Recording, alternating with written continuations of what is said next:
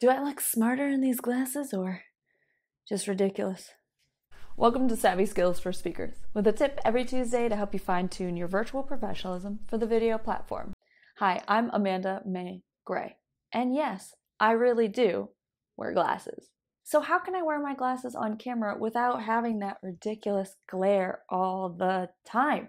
The first thing, you always want to make sure they're nice and clean. Smudges can really have an effect on that glare, and it can just be annoying for you, frankly. Then, what you want to try to do is keep your head tilted down just a little bit. When I'm facing the light straight on, you can see there's a lot more glare. But if I can keep my head tilted down, it's a little bit tricky to do when you're talking, but it'll be worth the effort. And it won't be flawless, but minimal glare versus constant glare makes a big difference.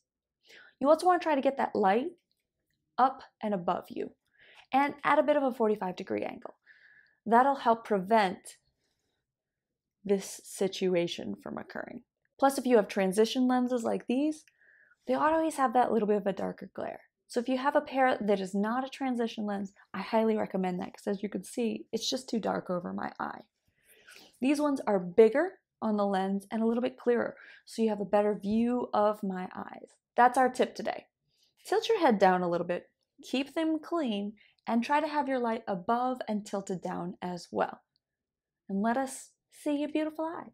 Thanks for watching. We'll see you on the next Savvy Skills for Speakers. Oh, and don't forget, hit that subscribe button, hit that like button, and let me know any comments or questions you guys have in the comments below.